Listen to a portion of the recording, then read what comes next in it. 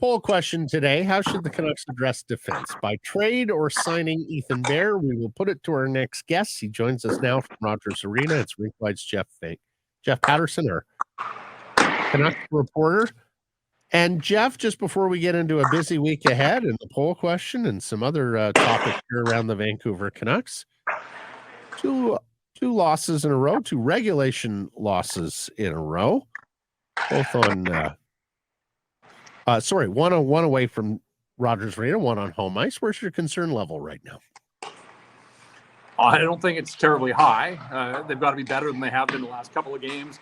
I think I was willing to give them a pass on Thursday in Calgary with the travel at the end of that stretch. Friday was a day off. I expected more from them on Saturday against Seattle, and they got the start they were looking for. And that was maybe part of the troubling issue for me on Saturday was they didn't fall behind and were chasing that game. In fact, they scored first in both Calgary and the Seattle game, but they were chasing for much of the night. So I think they recognized that if they thought it was going to be easy, it isn't.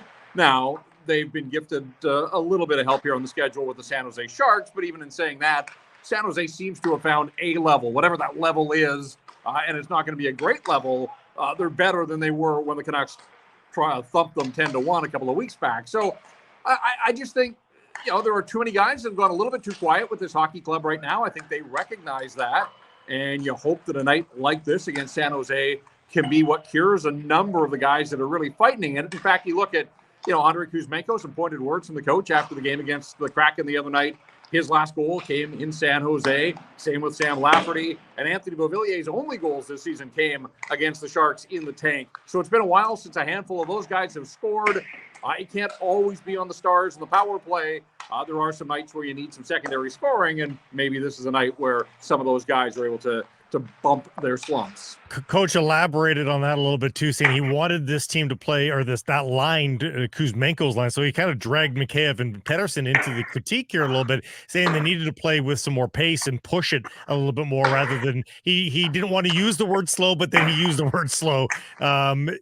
Does that fit with what you've seen, Jeff? Is that a corroborated view of what that line is doing right now? I don't think Elias Paterson has been dominant, and I do get the sense that he is playing through something, but he's not missing practices. He took the option not to skate on Sunday, but most of the guys did. But when they haven't been optional practices, he's been out there. He did have the one maintenance day a couple of weeks back, but he's still getting his points. He leads the NHL in scoring along with Miller and Hughes, but he just doesn't look as dominant. And really, since you go back to, I would say, the hat-trick game against Nashville, the points have slowed just a little bit for him. So, is it the fact that Paterson's not at the level that we've come to expect from him? Is it the supporting guys around him aren't carrying their weight? I thought it was interesting to hear the coach say that he doesn't want them to slow it down, because I think the great players do kind of slow the game down to their pace. And, nobody told Daniel and Henrik that they had to hurry things up, and they made a pretty good career of racking up points as they went through the National Hockey League. So whatever it is, they don't seem fully connected right now, and I'm talking about that trio. I thought we might see a little bit of message sending from the head coach. We did in the second period the other night when he started to get his lines in the blender. I thought he might go into a game like this against San Jose and give somebody like Nils Höglander perhaps a little bit of a promotion, maybe Connor Garland to start the game on that top line with Paterson and Mikheyev. I think the leash is awfully short for Kuzmenko. Again, it's not all about goals and assists. You heard the coach the other night after the game on Saturday just said he needs him to play a little bit harder, and I would agree with that. So Andrei Kuzmenko looks like he's in his own head just a little bit here. Obviously suffered the puck in the face, didn't play the game in Calgary on Thursday, and I don't know if that held him back on Saturday. Whatever the case, they need more from Andrei Kuzmenko. Last year was a revelation on an entry-level deal. He's getting paid to produce for this hockey club now, and it's been just a little too quiet around him. So I'm curious to see if the message has been sent. Has the message been received? I wondered at first blush whether that was a punishment practice on Sunday, Jeff, but I guess there's just not a lot of practice days with how busy the schedule has been and will be here going forward.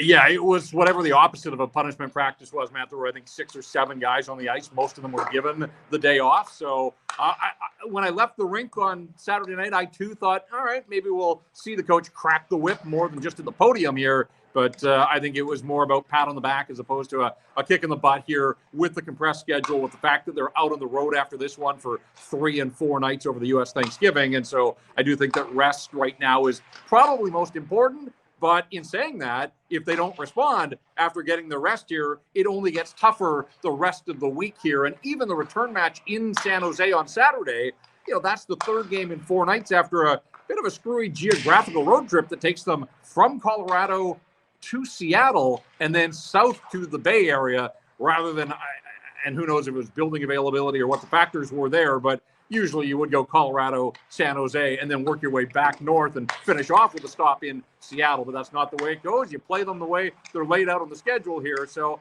I'm curious to see. I mean, it is only 2 games, to go back to your initial question about level of worry. No, I mean, this team's been pretty good about responding and bouncing back. But if they don't bounce back against the San Jose team, then, yeah, I think for the first time this season, you would say that there are some concerns about the way that this group's going right now. 4 games, 2 of them against lowly San Jose. What's your points expectations from this week? What should they be happy with? I think they've raised the bar here to the point where 5 out of 8. I think there will be a regulation loss somewhere along the line. And then if there's another one, can you manage it? Can you squeeze it beyond regulation time and get something out of it? So I think you look at the 2 games in San Jose, I don't want to say freebies. Again, you got to respect your opponent, and the Sharks are playing better. I mean, the Sharks are 3-3 in their last 6. So again, a 500 stretch for them, that might be as good as it gets all season long. But I do think if you're the Canucks, you want to put the hammer down here, make sure you get those points, and then take your best shot at Colorado on Wednesday night at altitude at the start of the road trip. And you saw that the Kraken starting to gain a little bit of confidence. I know they felt that they played pretty well. And I do think that the Höglander goal at the end, it makes it closer. It makes it a 1-goal game. But Seattle was full value for the way that they took a 2-2 tie going to the 3rd period and ended up beating the Canucks in their own building. So I think you're going to see a fairly confident Seattle group in the return game there on Friday at Climate Pledge. Incidentally, the Canucks set plays after that 4-3 goal were actually pretty impressive. They actually gave themselves a little bit of a shot to tie the game late.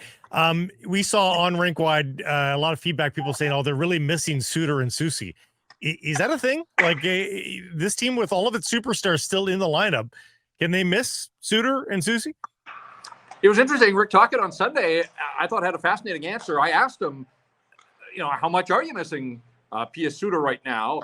And he agreed and said that to him, that he has learned here over the first, whatever it is, 15 games that Suter played, that as games or periods are starting to slip away from the Canucks, Pius Suter's become one of those guys that he feels he can throw over the boards to sort of swing shifts back in the Canucks' favor in terms of momentum. And if you look at the underlying numbers, Pius Suter has spent most of his shifts in the offensive zone. He's not getting scored on much. And at the time of his injury, which remains quite a mystery too, this will be the 4th straight game now that he's been out of the lineup, but he had found his scoring touch. So, there hadn't been a bottom line for him in the first 10 games, but he had played reasonably well. But then in the next 5 or 6, he had started to score, and now he's out of the lineup. So, yeah, I do think that they are missing Pius Suter. Now, Teddy Bluger has been bumped up. Of course, Bluger's still trying to find his game after missing the first dozen with the injury. As for Carson Soucy, just kind of, I think he had kind of found his level with Tyler Myers and had formed a pretty nice 3rd pairing. And now with him out of the lineup, you're getting, a combo platter of either Juleson and Friedman, or the other night it was Kito Hirose, but we learned that Hirose is going to sit tonight. So it's going to be Friedman and Juleson. They're going to go with the 4 right-handers and 2 lefties on defense, which Rick Tocchet has said that he, isn't a huge proponent of, but that's the way they're going to roll out here tonight. And I saw Carson Soucy around the rink hobbling with arm crutches.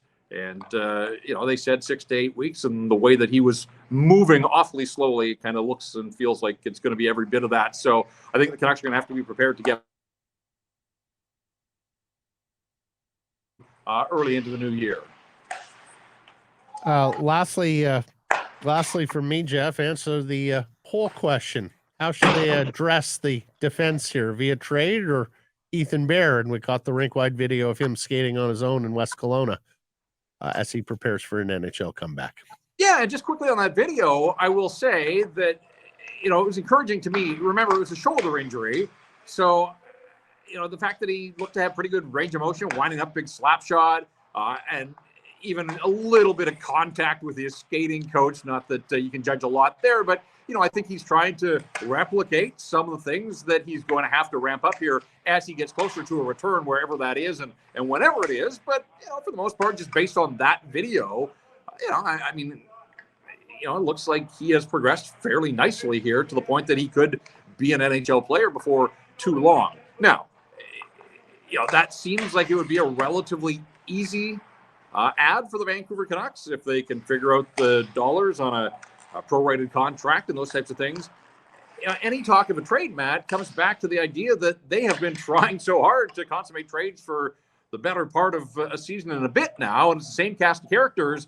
If you're bringing in a body, it's going to be one that likely has a price point, and they just don't have the cap flexibility unless you can make a trade that one of those same names that we've talked about for a while. The Brock Besser trade talk seems to have faded away, but Garland or Beauvillier, I think you have to find a way to include one of them in a deal out the door.